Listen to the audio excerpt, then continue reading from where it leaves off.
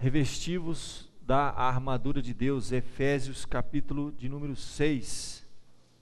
Nós vamos ler do verso 10 em diante. Efésios capítulo de número 6, verso 10 em diante.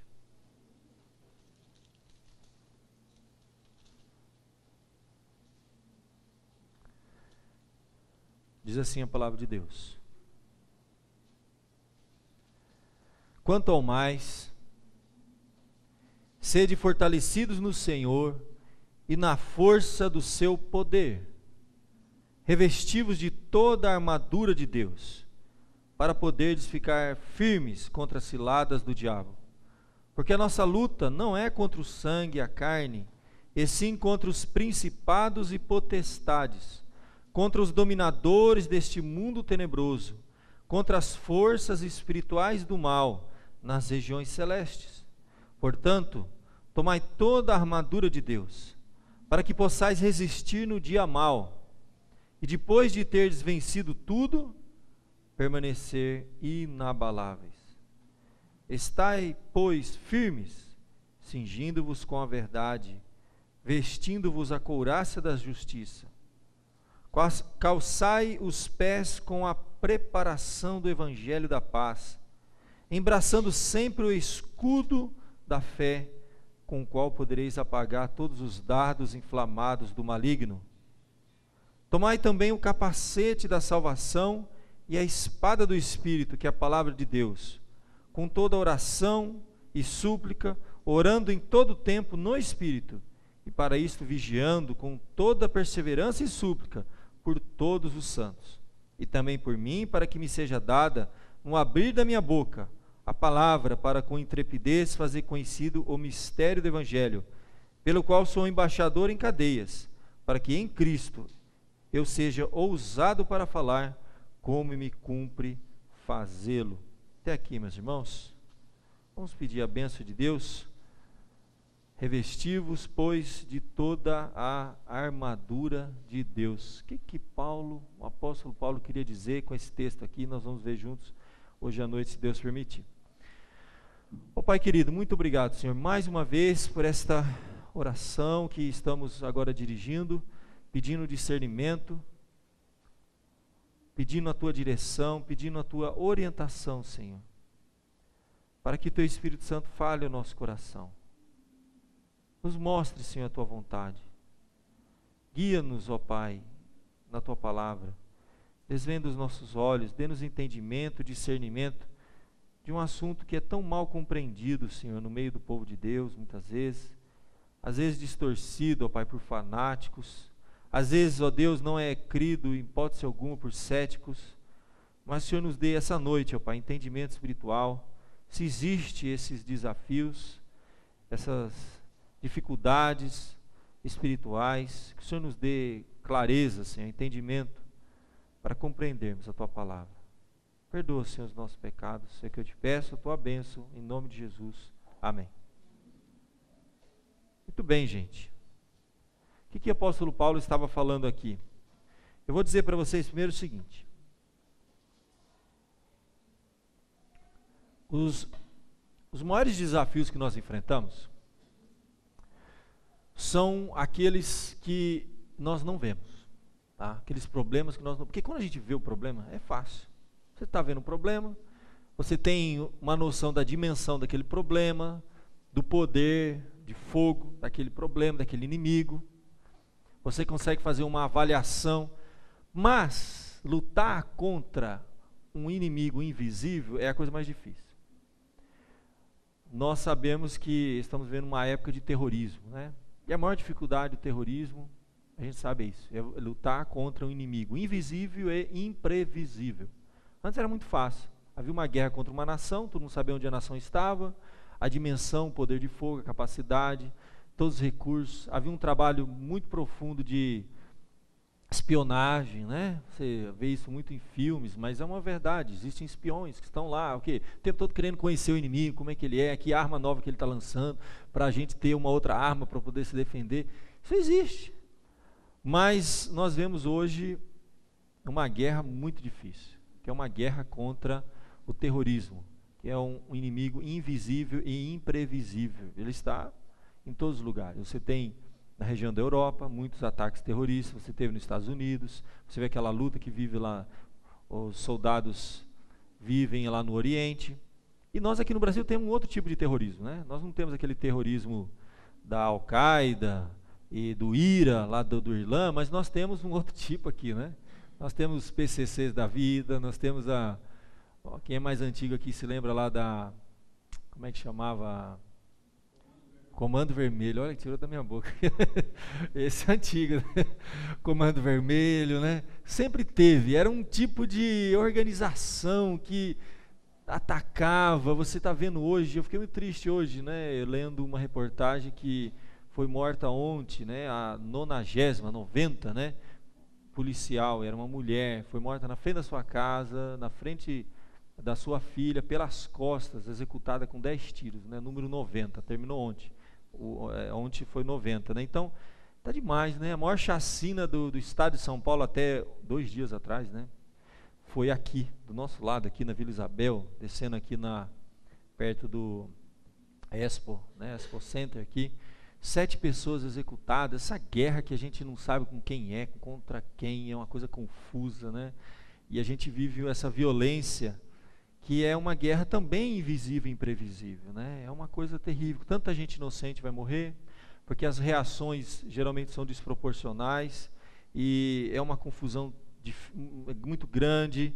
E nós temos visto, então, fisicamente, uma guerra invisível e imprevisível, e o estrago que ela faz entre nações, dentro das nações, uma guerra quase civil que nós vivemos, mas com um terrorismo aí que a gente vive. Agora, interessante que a Bíblia fala muito, muito mesmo sobre uma outra dimensão, uma dimensão espiritual. Só que essa dimensão espiritual, nós temos até dificuldade de entrar nesse assunto, porque é tanta confusão quando a gente entra nesse assunto, porque você tem extremos. Você tem, por um lado, movimentos aí de uma linha mais pentecostal que fanatizam tudo e tudo é o demo, é o demo, é o demo. O homem não faz, tudo é o demônio, tudo é o demônio. O demônio está aqui, o demônio está ali. Eu já vi as coisas mais absurdas do mundo. Hoje saiu um pouco fora de moda, né? Mas a gente via demônio falando na televisão, porque ele só ia nessas igrejas que davam microfone, né? Que colocava ao vivo lá, né? E o demônio falando na televisão, no meio do culto, aquela confusão danada. Eu via trabalho já de algumas denominações que para você entrar numa cidade, você tem que fazer uma varredura espiritual para ver os focos onde os demônios estão. E existe um mapeamento que faz, o demônio está mais aqui, está mais ali, umas coisas absurdas. E a gente tem até medo desse negócio, que parece um fanatismo, e a gente tem o risco, corre o risco, de ir para o outro lado, para o outro extremo, de um ceticismo, e nem pensar nessa história. Não existe isso aí, esse negócio de inimigo não existe, inimigo espiritual, não existe nada desse negócio aí, e nem toca nesse assunto. Coisa mais difícil você ver um estudo numa igreja um pouco mais esclarecido sobre esse assunto. Então, eu acho que deve haver um meio termo, porque a Bíblia fala muito, muito sobre essa questão, desse nosso arqui-inimigo, do inimigo das nossas almas. É fato, Jesus se falou muito sobre essa dimensão espiritual e essa luta que nós vivemos. Então vamos ver o que a Bíblia fala. O apóstolo Paulo aqui, sem dúvida nenhuma, ele está nos orientando muito claramente sobre essa luta espiritual, tá? Que além das dificuldades físicas, com pessoas, com situações, com coisas, existe uma outra luta que nós não vemos, que é uma luta espiritual. Nós não temos que ter medo, mas precisamos ter muito discernimento, entendimento. O que é isso? Como acontece isso? Tá? Primeiro que Jesus, no Evangelho de Mateus, ele nos lembra que as portas do inferno não vão prevalecer contra a igreja. A igreja não vai ser destruída jamais, tá? Porque Deus não vai permitir. Até porque o que nós cremos, bem diferente de alguns queridos irmãos pentecostais, tá? Nós cremos que na cruz, Jesus já venceu o diabo. Tá? Ele venceu a força do inimigo, ele amarrou o inimigo nesse sentido. Só que ele ainda não foi condenado, esse que é o problema. Tá? Porque ainda não houve o juízo final. Em Mateus 25, Jesus diz... que naquele dia, no dia do juízo final, ele vai dizer assim: apartai-vos de mim, malditos, para o fogo eterno, preparado para o diabo e seus anjos. Preparado. Então, ele já foi vencido, mas ele ainda não foi condenado, tá? Então nós estamos vivendo esse período em que Satanás, ele não tem um poder para fazer o que ele quiser, tá? O poder dele foi limitado, mas ele existe, ele é real, é bíblico isso, e ele vai, até o dia que ele for condenado eternamente, ele vai fazer um grande estrago, vai trazer muita dor de cabeça para muita gente. E muitas vezes eu vejo pessoas se debatendo e não vê que a luta é de uma esfera espiritual, falta oração, falta consagração, falta discernimento das coisas, e esse inimigo existe, ele é real. O apóstolo Paulo vinha discorrendo desde o capítulo 4 sobre a necessidade de nós ouvirmos a voz de Deus, atentarmos para a voz de Deus em todas as áreas da nossa vida, sabendo que existe sim um inimigo que quer nos desviar da vontade de Deus, quer nos afastar de Deus. Ele sempre fez isso, desde o início. Tudo que ele quer fazer é o seguinte: primeiro, que você não acredita que ele existe. Ele já ganhou 50%, está ganho. Se você achar que ele não existe, já está bom demais, é o que ele quer. Segundo, depois disso, ele vai conduzindo as coisas de uma tal maneira que ele vai te levando para longe de Deus. Se a vontade de Deus é que você vá para a direita, ele vai fazer de tudo para você ir para a esquerda. Se Deus tem um plano na sua vida para cá, ele vai fazer de tudo para você ir para lá. Ele quer te afastar de Deus, em todas as áreas da nossa vida. E o apóstolo Paulo vinha discorrendo da necessidade de estarmos muito atentos à vontade de Deus no âmbito da igreja, na sociedade, do capítulo 4, verso 17 em diante, no lar, no trabalho. E curiosamente ele termina o verso 10, quanto ao mais. Não é interessante ele falar isso? Quanto ao mais, deixa eu contar um segredo para vocês. Vocês que entram numa vida, num relacionamento com Deus, vocês estão num relacionamento espiritual com Deus, vocês vão descobrir que existe também um inimigo espiritual, ele vai fazer de tudo para te afastar de Deus. E a nossa luta não é carnal, não é com as armas da carne, né, da força humana, é uma luta espiritual. É por isso que Jesus diz: sem mim nada podeis fazer. Existe isso, gente, isso é fato. E ele meio que conclui: olha, vocês precisam ser fortalecidos no Senhor e na força do poder de Deus. Ser fortalecido com as coisas de Deus na sua vida, para você enfrentar todos os desafios e não enfraquecer na fé, não perder a sua fé no meio da sua caminhada, se afastar de Deus. E sabe lá mais o que o inimigo quer fazer com cada um de nós, porque ele vai até onde tiver oportunidade, ele vai.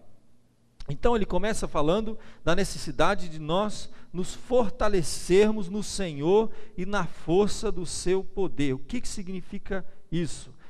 Fortalecer. Você vê aí a necessidade do envolvimento humano. Nós nos fortalecemos. Deus opera com o homem, no homem e através do homem.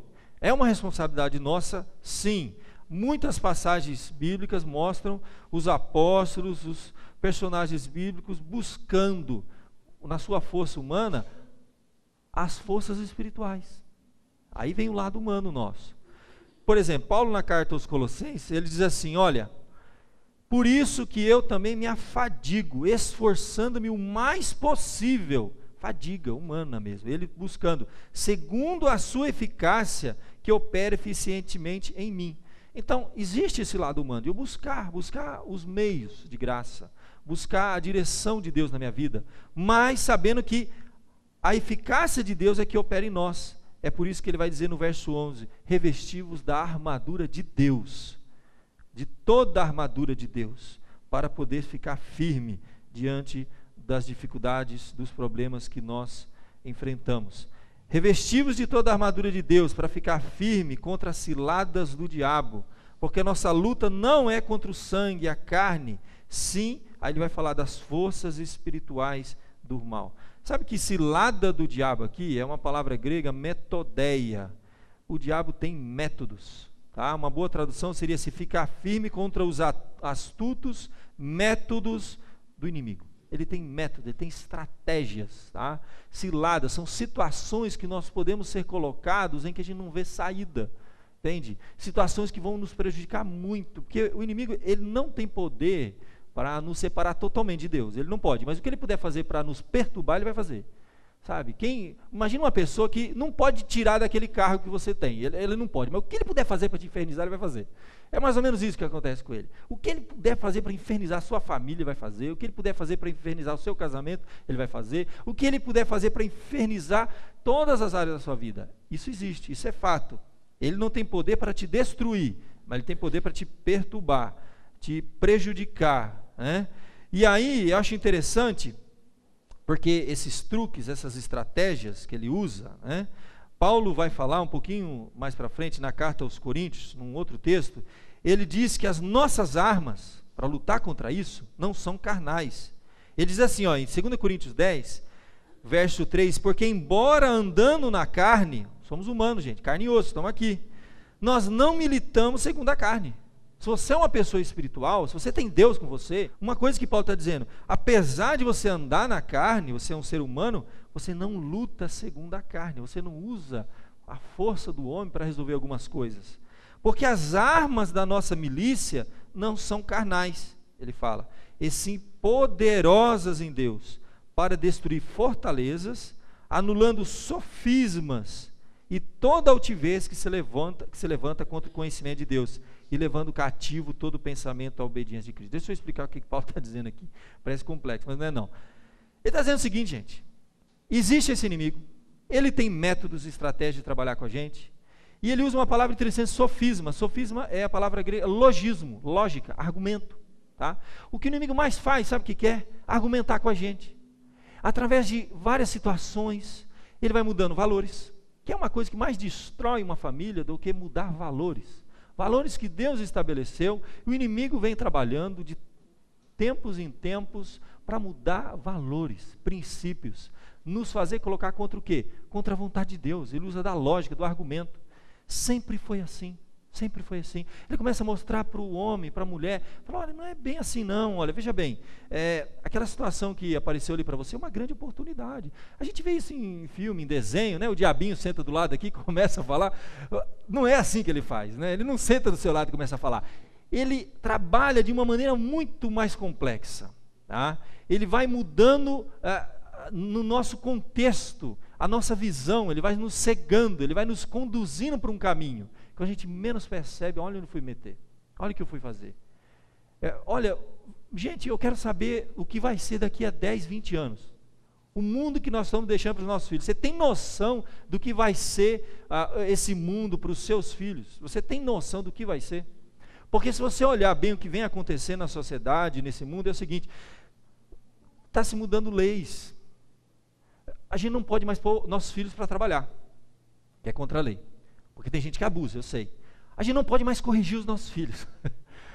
A educação é uma coisa complicada, o professor não tem mais poder nessa área, olha, apanha do aluno. Você imagina o que vão ser esses jovens daqui 10, 20 anos? E agora seu filho vai viver nesse mundo? E hoje não é fácil. Pensando que algumas décadas atrás você era corrigido dos seus pais, você apanhava dos seus pais, você tinha limite dentro da classe, né? Você foi colocado para trabalhar muito cedo, e olha o mundo que nós vivemos. Você imagina daqui 10, 20, 30 anos, o que vai ser desse mundo? Em que não é ensinado mais limites, não pode mais se corrigir, não pode mais se educar, não pode fazer mais nada, né? E a gente não percebe que isso tem um poder de autodestruição do homem, em que nós estamos criando monstros. Eu me lembro que quando começaram aquelas mortes em série nos Estados Unidos, nas escolas, que um jovem entrava na escola e fuzilava a outra, aquela coisa toda, e eu me lembro que uma mãe chorando na televisão, ela dizia para o repórter assim, o que nós fizemos com nossos filhos, porque na verdade a gente tem que pensar mais além. Então teve lá um que se desviou, mas foram muitos, gente, entende? Aqui no nosso Brasil, quantas vezes já não aconteceu? O que estamos fazendo com os nossos filhos? O problema não é que estamos deixando de fazer. Então eu estou mostrando aqui um exemplo de algo que está trazendo tanto sofrimento. Tá? Você vai pensando então em todas as áreas, por exemplo, você pensa nos relacionamentos, gente, conjugais, quanta coisa mudou. Não é ser careta não, é entender que valores e princípios que Deus estabeleceu, a vontade dele estabelecida, estão sendo mudados. Olha o que Paulo diz ali, olha, que anulando sofismas, né, argumentos, né, altivez que se levanta contra o conhecimento de Deus. é levar a pessoa o mais longe possível da vontade de Deus. Eu estou pensando num âmbito bem geral, pensa na sua vida pessoal. Quantas situações que muitas vezes você foi conduzido àquilo, você não sabe como que você chegou naquilo. Você não sabe como que você chegou a fazer o que você fez. Sabe lá até que ponto existia uma dimensão espiritual na sua vida, que foi te afastando, te afastando, te afastando. Eu já vi tantas pessoas que eram fervorosas, liam a Bíblia, buscavam a direção de Deus, eram muito abençoados na sua casa, hoje estão com a família destruída, casamento acabado, os filhos perdidos, longe, afastados, sofrendo, entende? Isso acontece, gente, isso acontece, a gente vê muitas situações que vão sendo criadas e a gente acha que esse inimigo não existe, mas ele existe, ele é real, e ele trabalha assim, ele trabalha com argumentos, ele trabalha com situações. A gente não tem que ficar com medo dele, não. A gente tem que ter discernimento espiritual dessas coisas. Não vamos cair num fanatismo, tudo é o demo, é o demo, é o demo, é o demo, mas não vamos cair também num ceticismo, não, ele não existe. Diz, está aqui na Bíblia, vamos ver. Por exemplo, você tem uma situação muito interessante que nos traz alguma orientação, quando Paulo fala aqui das metodeias, dos métodos do inimigo, ele é oportunista. Primeira coisa, você vai ver muita coisa na Bíblia falando assim, ó, cuidado com tal situação, porque você pode dar lugar para o diabo. A gente não dá lugar para ele, a gente dá brecha, né? Disse um jovem, até numa palestra que eu tive agora no final de semana, falei, pastor, a gente que abre a brecha para o inimigo entrar, e é mais ou menos isso que acontece. A gente baixa a guarda, a gente faz coisas que abriu a porta para ele fazer um estrago. Então, por exemplo, ele sempre procura um momento oportuno, ele é um oportunista.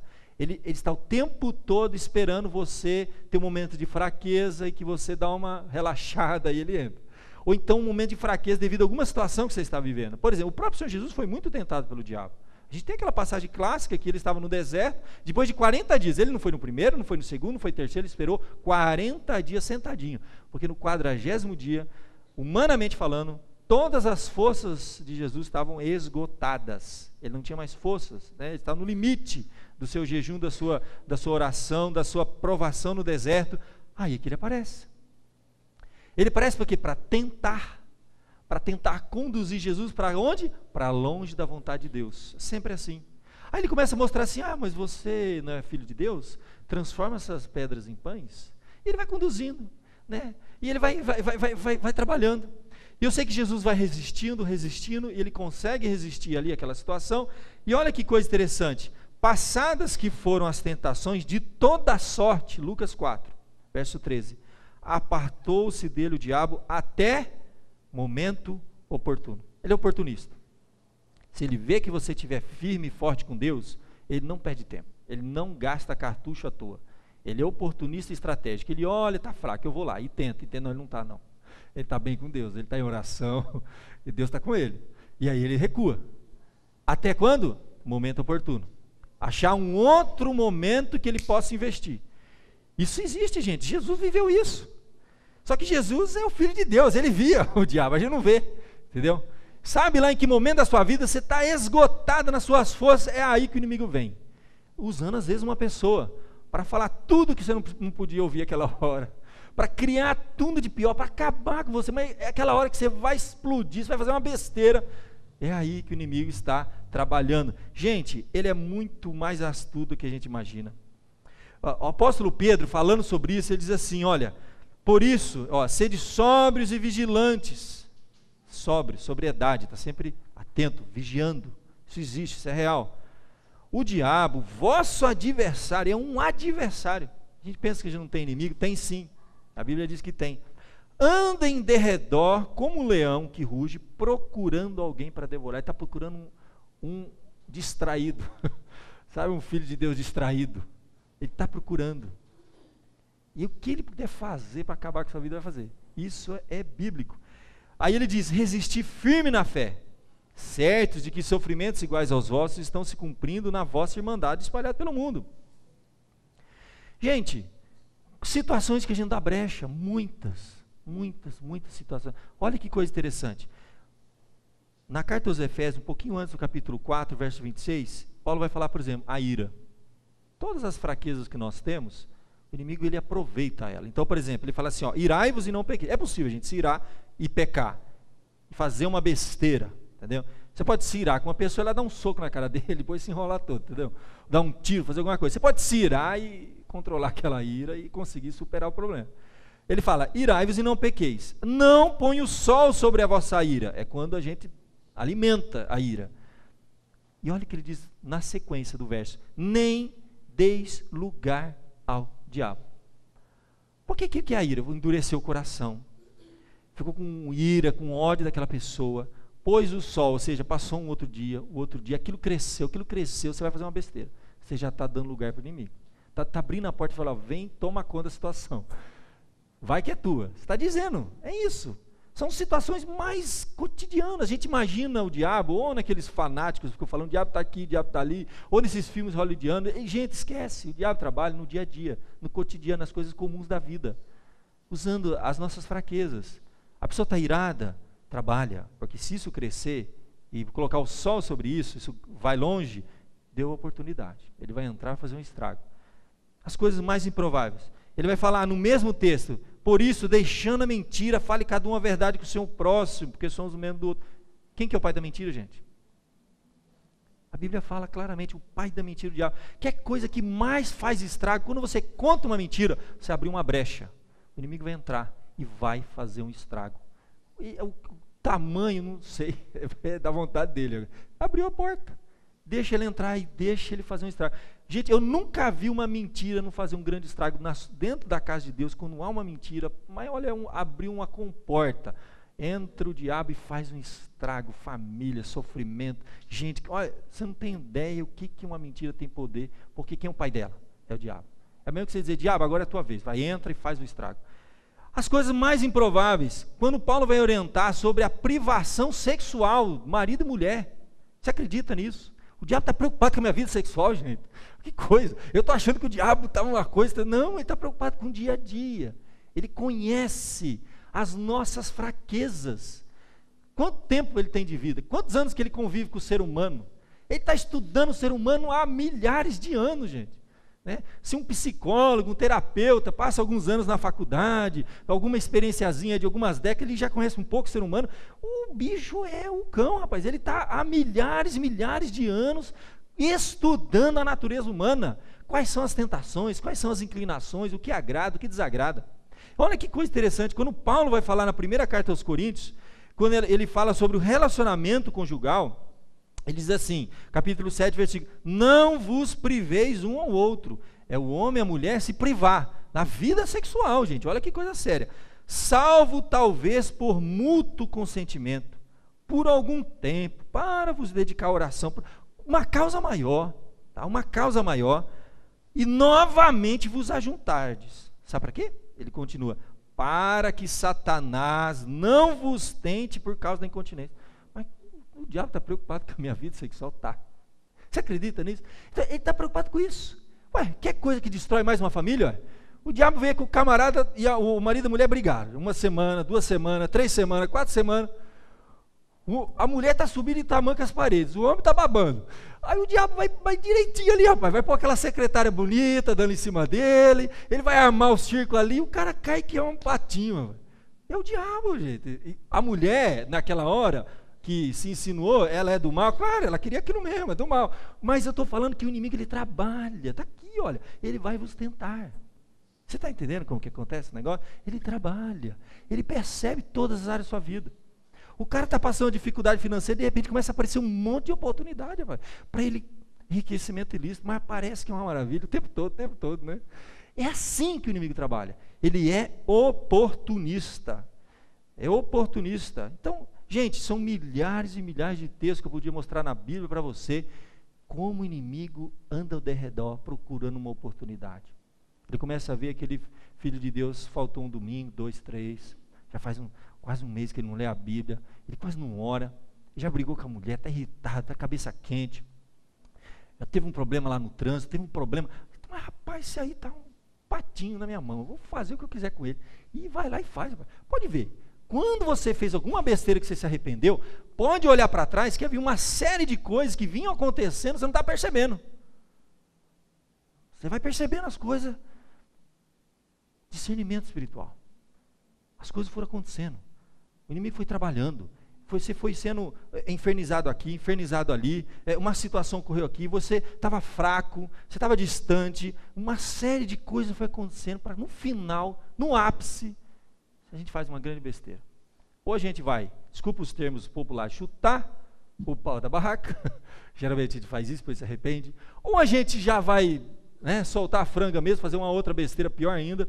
Pode ver que quando ocorre uma besteira na vida do cristão mesmo, uma série de coisas, não foi do nada, ele não levantou um dia e falou, agora eu vou fazer uma besteira, não, ele não percebeu, ele foi sendo conduzido para finalmente cair e fazer uma besteira, e o inimigo está maravilha, continua acreditando que eu não existo, tá bom, e achando que o seu problema, como diz a Bíblia, não é, nossa luta não é contra o sangue, não é contra a carne, não é contra as pessoas, né? Às vezes o inimigo pode estar usando algumas, assim como Deus usa pessoas para abençoar a sua vida, acredite, o diabo usa pessoas para perturbar a sua vida, e usa, tá? Isso é bíblico. E aí, meu querido, quando ele fala então, toma toda a armadura de Deus para ficar firme contra as ciladas, e quando ocorre isso, não é fácil não, estou brincando, mas você sabe que chega na hora, não é fácil de lidar com esses problemas, é muito difícil, aí ficar firme contra essas ciladas, com essas estratégias que são usadas. Tome a armadura de Deus para poder resistir no dia mau. É o dia mau, é aquele dia que fala, mas tudo tinha que acontecer aquele dia, é aquele dia mesmo, é aquele dia, é o dia da dificuldade. Se lembra que o diabo pediu para Jesus para poder provar, cirandar com o apóstolo Pedro. Jesus fala para Pedro isso, olha, o diabo vos pediu para mim, para poder cirandar com você. E o que Jesus responde dá a entender que foi permitido. Fala assim, eu roguei para você não desfalecer na sua fé. Se prepara. Você vai enfrentar muita provação, muita dificuldade, e o diabo pediu para tentar você. Isso acontece. A gente tem que lembrar uma outra parte, que hoje não vou entrar muito não, que o diabo não é um Deus do mal, e nosso Deus, o Senhor Jesus, um Deus do bem. Não. O diabo é um anjo caído. Tá? A Bíblia fala claramente que haviam legiões. Tá? Você tem lá o anjo Gabriel, que é um grande arcanjo, que tem uma legião de anjos debaixo dele, né? Nessa hierarquia. Você tem o anjo Gabriel, o anjo Miguel, e você tem um outro anjo, que a Bíblia fala que é um anjo de luz, que a turma chama de Lúcifer, mas a gente não tem esse nome na Bíblia, é um anjo de luz. Era um anjo também com hierarquia, com poder, com muitas legiões debaixo dele, que se voltou contra Deus. É um anjo rebelde, que ele caiu, a gente fala isso, ele caiu, e ele é um anjo do mal, e ele trabalha, ele existe, é bíblico, a Bíblia está aí, entende? É que a gente tem só uma visão meio hollywoodiana, né, ou então alguma visão meio fanática, mas a Bíblia fala, isso tudo é fato. E como vencer essas questões espirituais? Querido, é o seguinte, tem coisa na nossa vida que a gente tem que fugir mesmo, sabe? Ó, a Bíblia fala assim, fugir das paixões, tem paixão, que não adianta o cara vai vencer. A Bíblia fala dos jovens, fugir da paixão da mocidade. Tem coisa, filho, que se você sabe que você tem dificuldade naquela área, não tenta enfrentar não, porque você vai cair. Tem coisa que a gente tem que fugir. Aquilo que te domina, aquilo que tem poder sobre você. Agora, na nossa luta espiritual não é para fugir não. A Bíblia sempre vai usar a expressão resistir, criar resistência. Tiago, no capítulo 4, verso 7, fala assim, sujeitai-vos a Deus, e resistir ao diabo, e ele vai fugir de vós. O que é isso? É vida com Deus, gente. É vida com Deus. A gente não tem que ter medo, né? Tem que ter medo do inimigo. Mas o que ele puder fazer, quando nós não estamos sujeitos a Deus, e queremos enfrentar com a cara e a coragem, de peito aberto o negócio, a gente se arrebenta. Porque existe, é fato. E há situações que é com oração e jejum. Jesus viu uma situação que os discípulos lutando, se debatendo, ele falou assim, olha, deixa eu falar uma coisa para vocês, isso aí só vence com jejum e oração. Essa casta, ele fala, essa casta só sai com jejum e oração. Se é uma coisa espiritual, as suas armas têm que ser espirituais, gente. A gente pensa que oração é só pedir para Deus, né? Oração é presença de Deus na nossa vida, é estar revestido, é ter discernimento espiritual das coisas, é ver o caminho mal, falar, sai fora, não quero saber se é do diabo, se é do homem, eu quero o caminho bom, é saber ter a sabedoria no falar as coisas certas na hora certa, tudo isso aí, gente, é estar revestido de Deus. Existe essa dimensão espiritual na nossa vida, sem dúvida nenhuma. É por isso que ele fala, portanto, tomai toda a armadura de Deus para que possais resistir no dia mau e depois de ter vencido tudo, permanecer inabalável. Eu gostei dessa imagem. A gente está se preparando para sair da nossa casa, né? Pensa você lá na sua casa. Você pensou em tudo, né? Você pensou na roupa, no look seu, não é verdade? Você já senta, um dia antes, às vezes você pensa, né? Eu não consigo pensar na minha roupa um dia antes. Eu consigo assim, eu acordo, eu abro a janela, eu olho assim, aí eu penso na minha roupa. Qual que tiver mais fácil, não fica nem saber. Mas, eu sei, você pensa na roupa, você às vezes tem que dar uma passadinha, dar uma melhoradinha, na meia, no sapato que você vai usar. Você pensa em tudo que você tem que fazer, na sua agenda naquele dia, mas você não pensa que você vai sair, meu querido, você tem que estar em oração. Você não sabe o que você vai enfrentar lá no seu trabalho, você não sabe o que você vai enfrentar lá na rua, entendeu? E você tem que estar em espírito de oração. A gente não entende esse negócio, acha que isso é fanatismo, não. Andar em oração, orar sem cessar, a Bíblia fala. Orar no Espírito, é estar o tempo todo com a direção de Deus. E aqui eu gostei dessa imagem, que eu fiquei imaginando, o homem está lá se preparando, se arrumando, mas ele está se revestindo. A ideia da armadura que Paulo vai usar é muito interessante.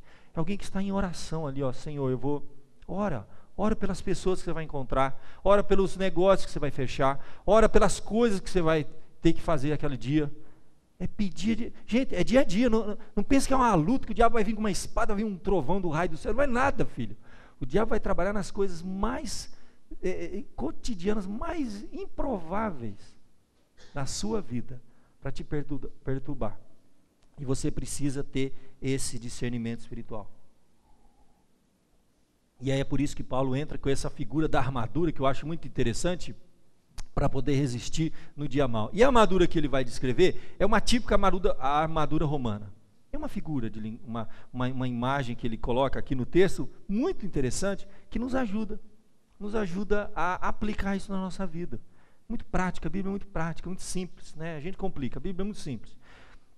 E ele vai colocar 6 partes, tá, dessa armadura. Tá? Você tem uma típica armadura romana. São 6 partes assim fundamentais, e Paulo vai fazer uma associação com coisas espirituais. Então, primeiro que você vai observar que existe uma ordem para colocar essa armadura. Existe uma ordem, você não coloca de qualquer jeito. Tem as primeiras peças que precisam ser colocadas, muito bem ajustadas. Se uma tiver frouxa, a outra vai ficar frouxa, vai cair no meio do caminho. É um negócio complicado. Tanto que uma armadura geralmente não se colocava sozinho. Às vezes tinha o quê? Tinha um escudeiro, né? Que ajuda a pessoa a colocar a armadura, não é verdade? Nesse caso, a gente pode ter pessoas intercedendo por nós. Paulo vai terminar esse texto falando interceder por nós, né? Para que no abrir da minha boca, ele vai falar um pouquinho mais para frente aqui, né? O que ele diz aqui, ó? Olha, intercedam também por mim, para que me seja dada no abrir da minha boca a palavra, para com intrepidez. Então, oramos um pelos outros, sim, mas existe um aspecto de responsabilidade sua, pessoal. Ele fala, toma a armadura, tá? É uma responsabilidade sua, você pode sair com ela ou não. Primeira parte dessa armadura, que ele coloca aqui, verso 14, olha lá. Deixa sua Bíblia aberta, que nós vamos caminhar junto aqui, rapidinho, ó. Portanto, tomai toda a armadura de Deus, para que possais resistir no dia mau, e depois de teres vencido tudo, permanecer inabaláveis. Estai, pois, firmes, cingindo-vos com a verdade. Primeira coisa, cingindo-vos com a verdade. Era um tipo de um cinto que era colocado, era a primeira parte, meus irmãos, que era colocada nessa armadura, quando o escudeiro colocava, porque todas as outras, a grande maioria das outras partes, dependiam desse cinto. Esse cinto tem que ser bem colocado. A espada é ficar pendurada nesse cinto, a couraça é prender nesse cinto, muitas outras partes é prender nesse cinto. O que Paulo quis dizer? Era a primeira parte, tá? Um soldado romano ia colocar a armadura, a primeira coisa que ele colocava era um cinto. Esse cinto ia travar toda a armadura, ou não. Se esse cinto estiver frouxo, a armadura vai cair no meio do caminho. No meio da batalha, vai atrapalhar. O que é isso? Cingindo-vos com a verdade. Cingir aqui é a ideia de cinto aqui, tá? Cingindo-vos com a verdade. Aqui, meu querido, ele não está falando a verdade do Evangelho, tá? Jesus diz, eu sou o caminho, a verdade e a vida. Você vai ver que as 2 primeiras partes têm muito a ver, meus irmãos, com nós mesmos. Sabe o que é verdade aqui? Verdade aqui, meu querido, nada mais é do que a sinceridade de coração. A primeira peça nessa nossa vida com Deus, franqueza total. Não há espaço para dissimulação, para mentira. Primeira peça. Pensa, olha como faz sentido. O que adianta depois a pessoa conhecer a Bíblia, orar, cantar, se ela não está sendo sincera no coração, no seu relacionamento com Deus, no seu relacionamento com as pessoas? Acabou, gente. É a primeira parte a ser colocada. E mal colocada, todas as outras vão se desmontar e cair. É o que acontece. Eu já vi muitas pessoas começarem uma caminhada, às vezes com mentira, com dissimulação. Gente dissimulada não fica. Elas não permanecem. Elas não vão aguentar. Elas vão ser destruídas pelo inimigo, vão ser vencidas pelo inimigo. Porque chega um momento na nossa caminhada que a única coisa que nós temos é assim, a nossa sinceridade diante de Deus e ponto final, mais nada. Ninguém vai entender o porquê que você está fazendo ou deixando de fazer aquilo. Ninguém vai entender por que você está falando ou deixando de falar aquilo. Há momentos na nossa vida que o que nos mantém em pé é uma sinceridade de coração diante de Deus. Gente, enganar as pessoas é a coisa mais fácil do mundo.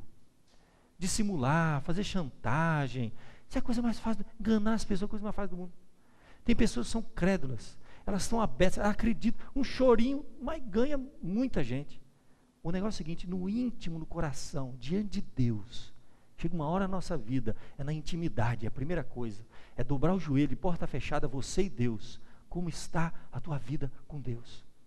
O que te leva a fazer ou a deixar de fazer, a buscar ou não buscar as coisas de Deus, tem que ser uma motivação interior, o íntimo, do coração. Olha que lindo, o Salmo 51 é um salmo que fala de arrependimento.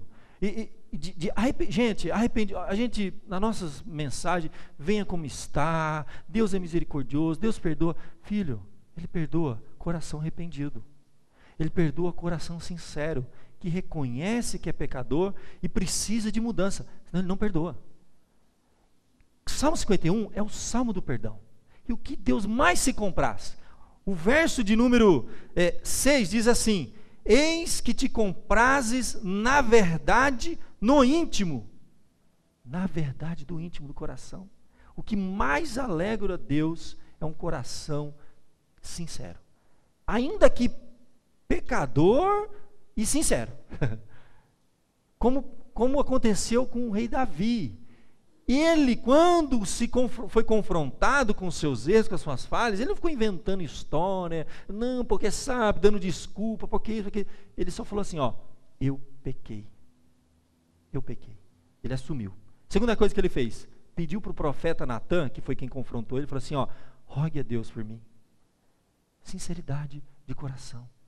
Gente, não dá. Caminhada com Deus começa com isso. O que é o oposto disso? O oposto disso é que a Bíblia chama de hipocrisia. Sinceridade e hipocrisia são duas coisas opostas, tá? Sinceridade, já viu aquela história já tem um monte aí na internet, eu já vi gente usando essa ilustração do sem cera, né?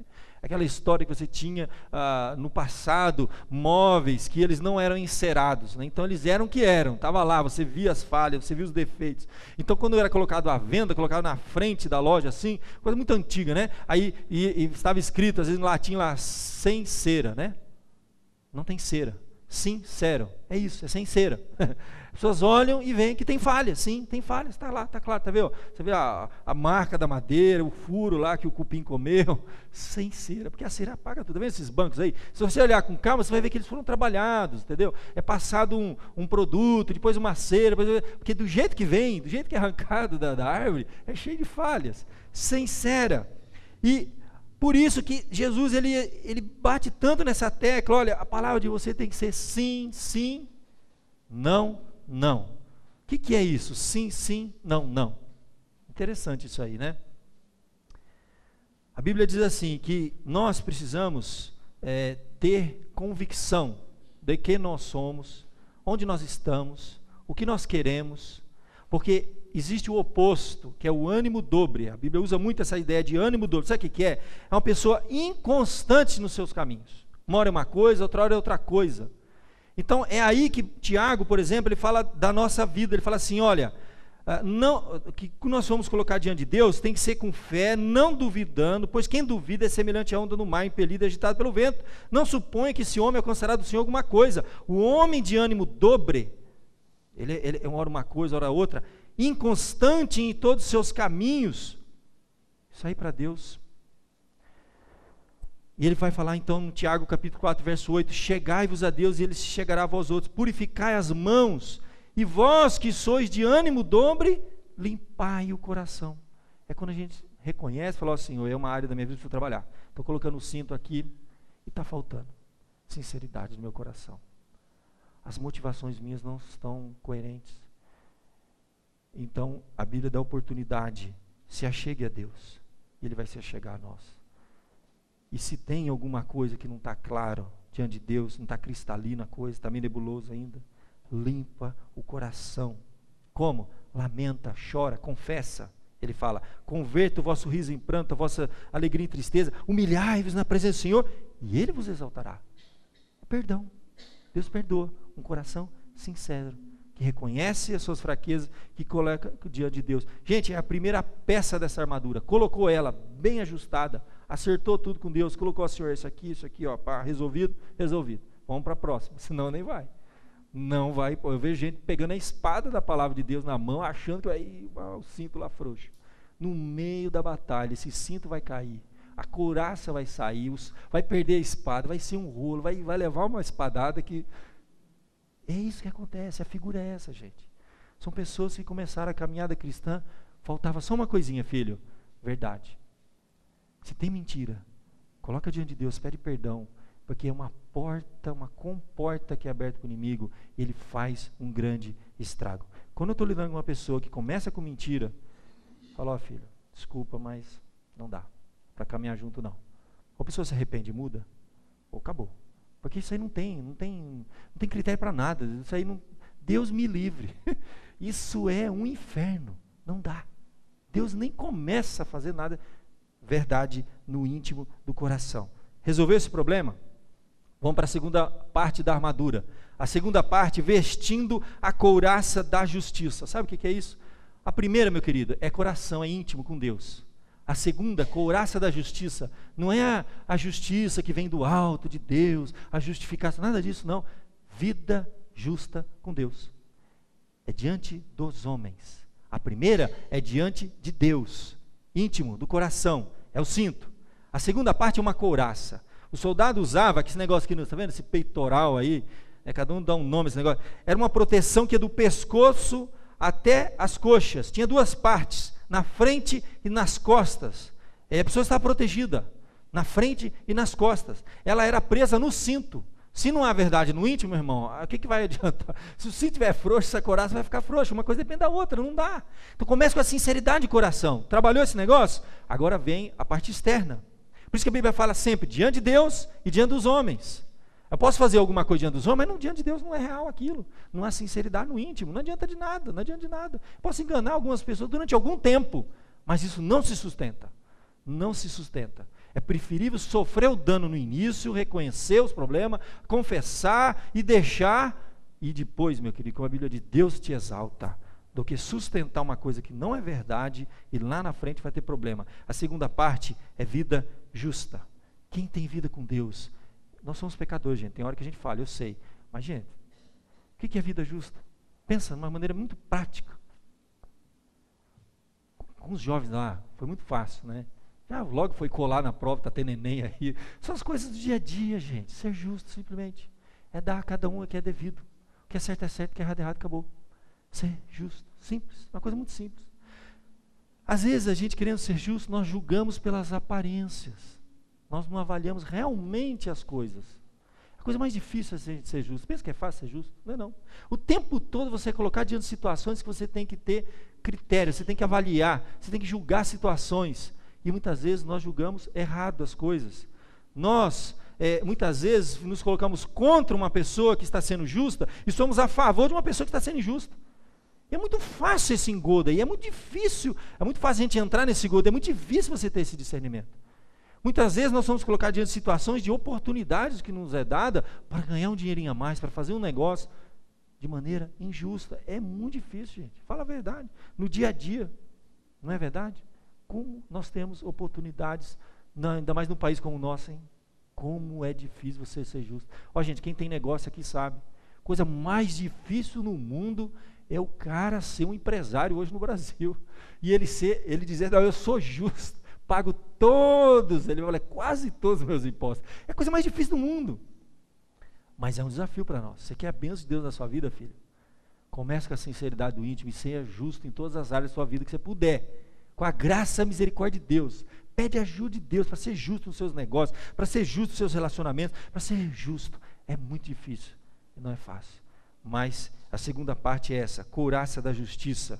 É uma vida diante dos homens justa, correta, na medida do possível, com a graça de Deus, porque somos todos pecadores e falhos. Olha, o reino de Deus, diz o apóstolo Paulo, não é comida nem bebida, mas justiça, paz e alegria no Espírito Santo. Sabe o que é o reino de Deus? É isso. Não é comida nem bebida. A gente pensa que o reino de Deus são bênçãos materiais, que Deus vai encher a gente, entupir a gente de bênçãos materiais. Não vai não. Uma coisa ele garante. O reino de Deus, gente, é uma vida de justiça, de paz e de alegria no Espírito Santo de Deus. Isso é o reino de Deus. Está lá em Romanos 14, verso 17. A terceira peça, as primeiras são peças mais defensivas do que ofensivas, está percebendo, né? Terceira peça, as sandálias. Calçai os pés com a preparação do evangelho. Esses soldados, eles tinham um calçado muito interessante, que permitiu movimentos em vários tipos de terrenos. Eles tinham garras nos pés. Se eles estivessem num terreno escorregadio, ele ficava firme. Se ele estivesse num terreno, qualquer tipo de terreno, numa rocha, ele podia subir locais de difícil movimentação, e eles tinham sempre firmeza. Os dois primeiros, intimidade com Deus, justiça diante dos homens, e o terceiro, sabe o que é? Evangelho da paz. Gente, paz com Deus, um coração em paz com Deus. Se a pessoa não tiver isso, ele não tem base para enfrentar nenhum problema. Você vai enfrentar um problema sem estar em paz com Deus, a gente escorrega. Por isso que a Bíblia usa muito a expressão vacilar, escorregar, cair, tropeçar. Gente, era fundamental. Imagina um sapato mal amarrado. O cara vai no meio de uma guerra, tiver que correr, ele vai tropeçar, vai cair. E aí que acontece o problema. E essa paz, quem é que traz? O Evangelho da paz. Constantemente você vê a expressão Evangelho e paz, que Deus na nossa vida, Ele que é a nossa paz, diz Paulo na carta dos Efésios capítulo 2, porque Ele é a nossa paz. Ele vai dizer assim, e vindo evangelizou paz a vós outros, que estavam longe de Deus, e paz também aos que estavam perto, porque por Ele ambos temos acesso ao Pai em um Espírito. Romanos capítulo 5 vai falar, justificado, pois mediante a fé temos paz com Deus, por meio de nosso Senhor Jesus. Essa paz que a gente tem com Deus, por meio de Jesus. Esse Deus, Ele agiu em nossa vida, nós estamos em paz com Deus, nós experimentamos essa paz que o Evangelho nos traz, justificados mediante a fé, nós temos paz com Deus. Agora é uma obra de Deus na nossa vida. Com sinceridade diante de Deus eu reconheço quem eu sou. Procuro ter uma vida justa na medida do possível.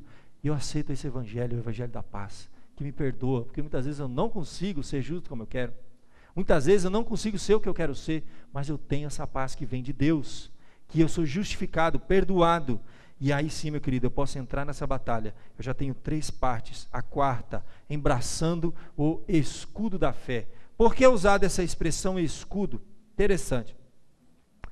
O soldado romano, principalmente, aqui não é um romano não, um outro soldado qualquer, não sei que soldado que é esse aí, mas o soldado romano, ele tinha um escudo grande, alto, ele tinha quase 1,25 m de altura, 75 centímetros, bem reforçado, que poderia defendê-lo até de dardos inflamados. Sabe o que é dardo inflamado? São flechas embebecidas assim no tipo de um piche, tacava fogo, aquilo vinha, e aquilo penetrava na carne humana, aquilo queimava, aquilo era terrível.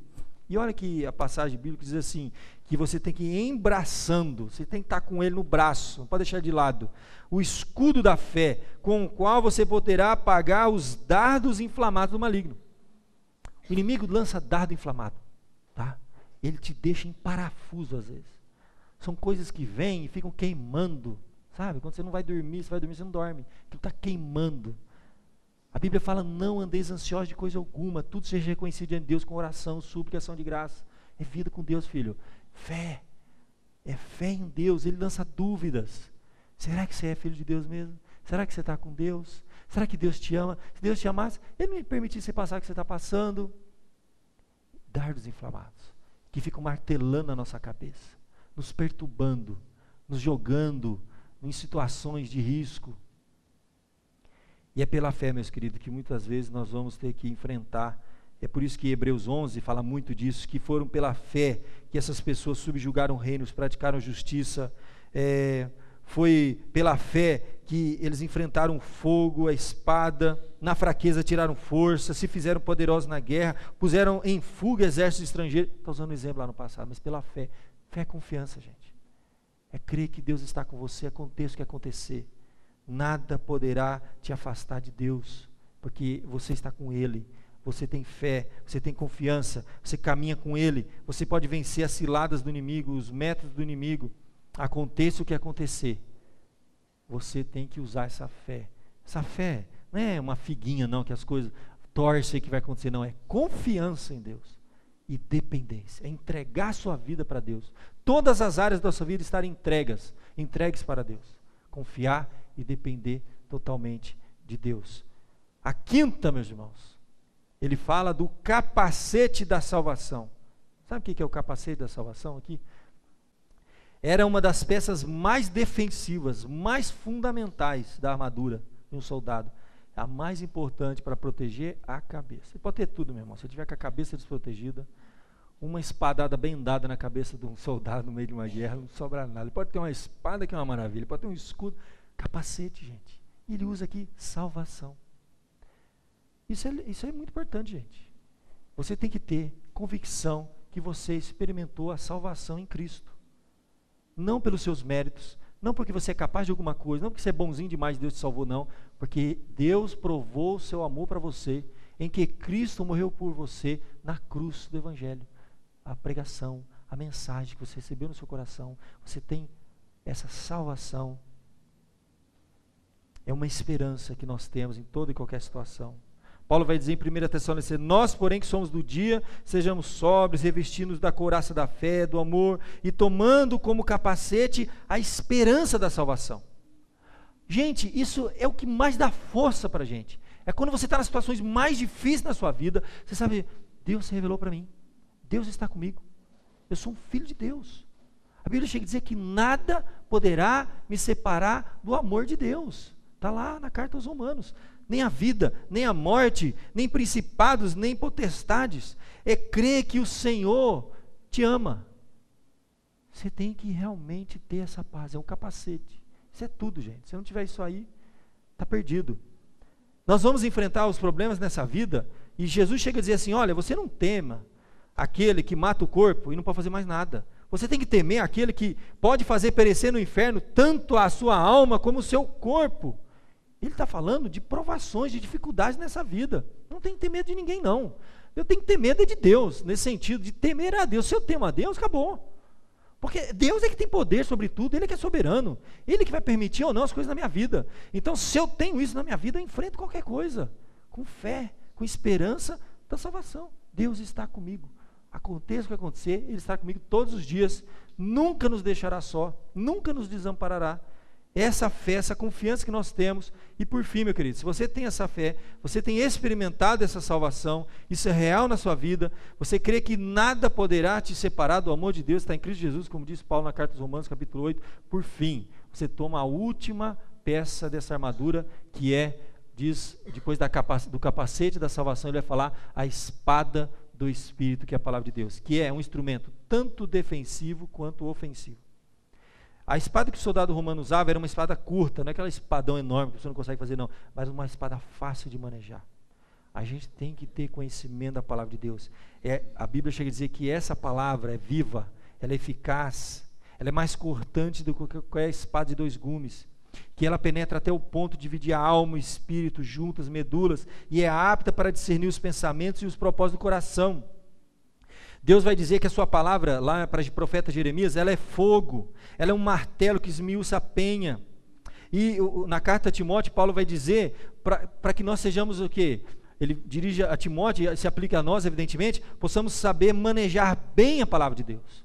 Sempre é usada essa ideia de uma espada, de um instrumento que é usado para se defender e para atacar. Conhecer a palavra de Deus é fundamental nessa hora. As situações da nossa vida que nós vamos ter consolo nas Escrituras. Você vai ter ânimo nas Escrituras. Você vai ter força nas Escrituras. Quando Jesus foi tentado no deserto 40 dias, que arma que ele usou para vencer o diabo? Naquelas tentações, naquelas dificuldades. O diabo dizia assim, olha, se você é filho de Deus, transforma essa pedra em pão. Se você me adorar, eu vou te dar todos os reinos. Isso. O que Jesus falava? Está escrito. 3 vezes. Ele vai dizer, está escrito, não tentarás o Senhor teu Deus. Está escrito, está escrito.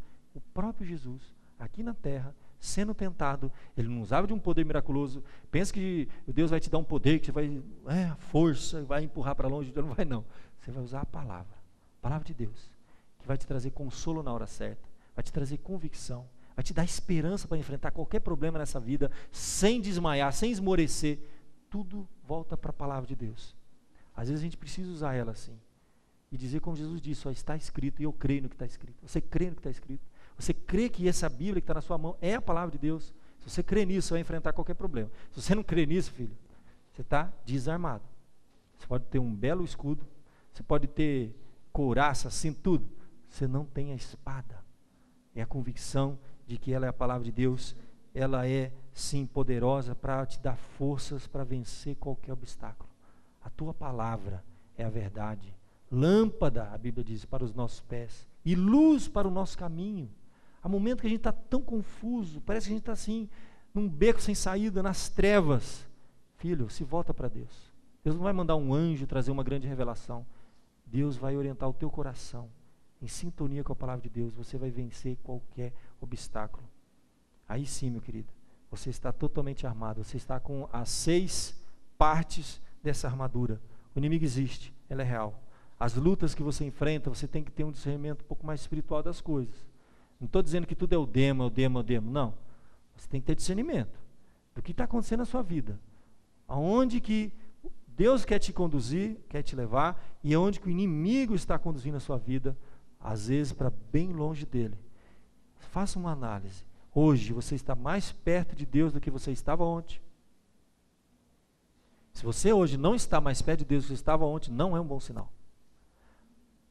Hoje você está mais perto de Deus do que você estava ontem. Vai fazendo uma análise. Amanhã, pergunte para você mesmo, você está mais perto de Deus do que você estava ontem? Vai observando para onde você está sendo conduzido. Se é Deus que está conduzindo a tua vida espiritual, ou se tem um inimigo trabalhando e você não está nem percebendo, como a história do sapo. Todo mundo sabe como que faz para queimar um sapo, né? Se você pegar uma água fervendo e jogar o sapo dentro, o que ele faz? Ele bate e pula, né? Você quer queimar um sapo? Os jovens não vão fazer isso não, tá? Mas, você pega uma água fria, coloca ele dentro, põe no fogo, bem baixinho assim, começa a aquecer, ele dá aquela relaxadinha, você vai aumentando o fogo, começa a ferver, ele morre e não percebe, sabia? Não vai testar esse caso não, mas é assim que acontece, entendeu? E eu vi a cara das meninas, é mesmo, pastor? Eu vi um sapo essa semana lá no meu bairro, né? Gente, o diabo está fritando muito filho de Deus aí. Ele põe um fogo baixinho, o cara nem percebe. Está batendo aquela labareda assim, na frigideira, aquele calorzinho gostoso, está morninho, está bom, né? Você vai ver no final, agora vai estar 100 graus, filho, ele não tem mais força para sair. Ele explode ali na panela. Então, filho, não seja um sapo na boca do diabo, né? Seja esperto. Pergunto para você, onde você está, filho, com a sua vida espiritual? Você está mais perto de Deus? Faça essa pergunta. Eu quero fechar meus olhos e orar com você. Eu sei que foi muita informação. Você não vai guardar tudo, não. Depois, se você quiser, alguém te dou isso aqui. Tem 10 páginas aqui desse pequeno estudo aqui, tá? Oba! Eu quero fechar aqui com você em oração, enquanto nossos irmãos vêm à frente. Eu quero que você se coloque de joelhos diante de Deus na sua casa, quando você chegar. E abre seu coração para Deus e fala, Senhor, a primeira peça é o cinto da sinceridade, da verdade. Se ele não estiver bem apertado, eu vou me enrolar. Faça uma pergunta sincera para você. Você está mais perto de Deus hoje do que estava ontem? Né? Pensando no presente e passado na sua vida. E aonde você vai estar amanhã. Porque essa análise pode determinar aonde você vai estar amanhã. Eu espero que seja mais perto de Deus.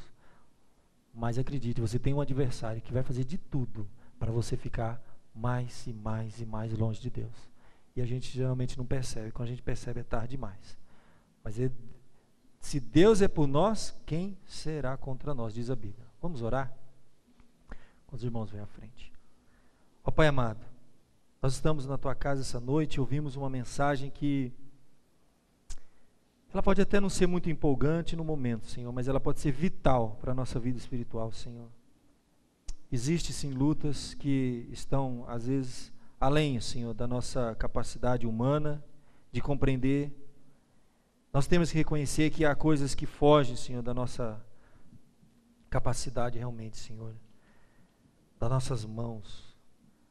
São coisas espirituais, Senhor, que o Senhor já nos dispôs, ó Pai, na Tua palavra, todos os instrumentos necessários, Senhor. Orientação, direção e armas espirituais para vencermos, Senhor, todas as ciladas, todas as batalhas, Senhor, todas as lutas que o dia a dia, Senhor, nos oferece. Vimos na Tua palavra que o inimigo, Senhor, não vai vir de uma maneira extraordinária, ele vai trabalhar no cotidiano, no dia a dia, Senhor, nas coisas mais comuns da nossa vida, nos afastando cada vez mais de Ti, Senhor, devagar, sem percebermos, e nos levando, Senhor, para um beco sem saída, para uma cilada, Senhor, muitas vezes para destruir nosso lar, para destruir, Senhor, a nossa vida. O Senhor tenha misericórdia de cada um aqui, Senhor, nos dê esse discernimento, nem fanatismo, nem ceticismo, Senhor, mas um discernimento espiritual, para vivermos uma vida espiritual sadia, Senhor, equilibrada, fortalecidos, Senhor, com a força do Teu poder, revestidos com a Tua armadura, Senhor, pautados na Tua palavra, Senhor. Temos uma vida espiritual firme e segura no Senhor.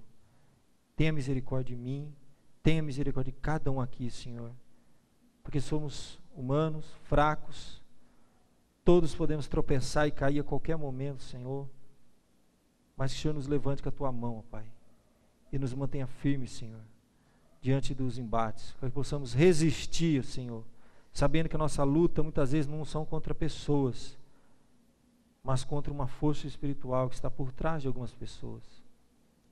Que nós não venhamos a nos entregar, Senhor, para esse inimigo e sermos usados como instrumento nas mãos do inimigo, Senhor, mas sejamos instrumentos nas Tuas mãos, instrumentos de paz e de justiça. Guarda o Teu povo, Senhor, reveste a Tua igreja. Tem misericórdia dos filhos, ó Pai. Quem sabe famílias aqui têm filhos que estão sendo derrotados pelo inimigo, Senhor. Estão vivendo longe do Senhor. Estão sendo, ó Deus, seduzidos por esse mundo. Seduzidos, ó Pai, pela aparência desse mundo que passa, Senhor. O Senhor resgate, ó Deus, aquelas familiares nossos que estão longe de Ti, Senhor. Eu peço por cada um aqui, ó Deus, o Senhor tenha misericórdia. Ajuda-nos a criar os nossos filhos nos Teus caminhos, para que o inimigo não tenha poder, para que eles não se tornem pessoas perdidas nesse mundo, Senhor. Vivam longe de Ti. Assim, ó Pai, tudo faremos na dependência, de joelhos, em oração, Senhor, intercedendo e rogando uns pelos outros. Em nome de Jesus que oramos. Amém, Senhor.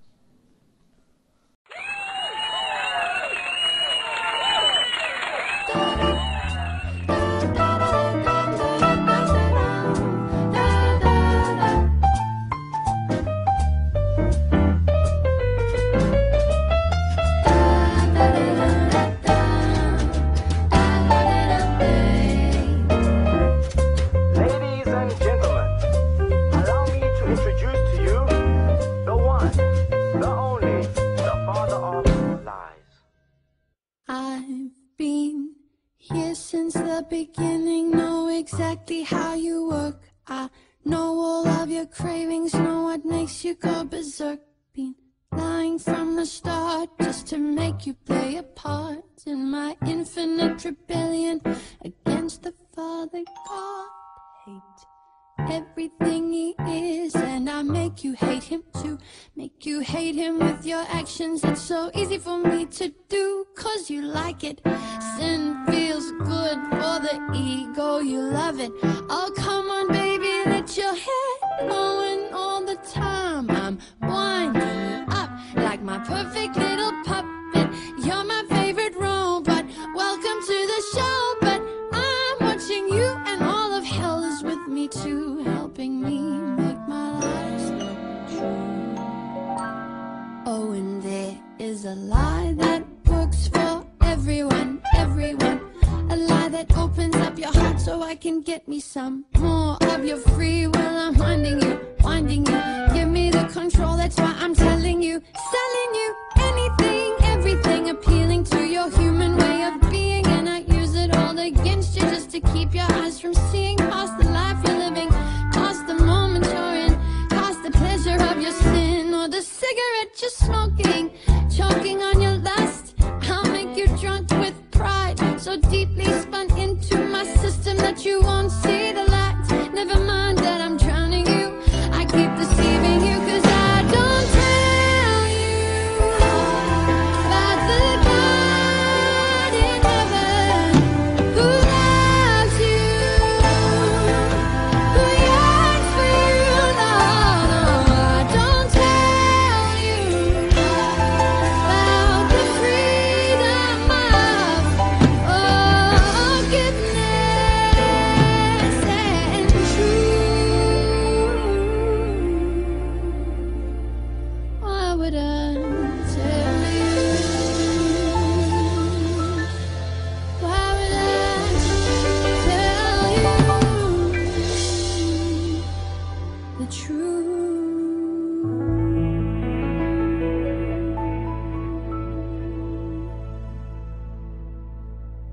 But I'll say that millions of years ago an accident exploded, and you're the result of this cosmic unknown with no real purpose, created for no real intent. The reason for your living is just coincidence. So all that remains is what you can gain. Whatever meaning you attach to your days, you decide. But I help you recognize the important things in life. Introducing money, that's the root of all evil, they say. So I attach your self-worth to the salary you're paid. Be a slave to your property, your jewelry, your cars and things.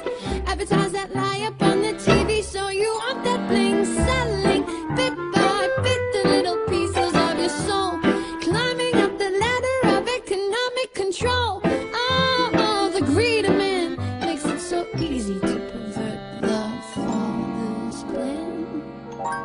Or I'll tell you there is a heaven, but there's many ways to get in. Keep you so confused that you stay bound to your sin. Tell you there are many ways to the same God. Keep you distracted with your methods so your heart stays hard. I'll make you think you've got spirituality, but it's really just emotional alchemy. All the vanity of self-idolatry, I never let you see.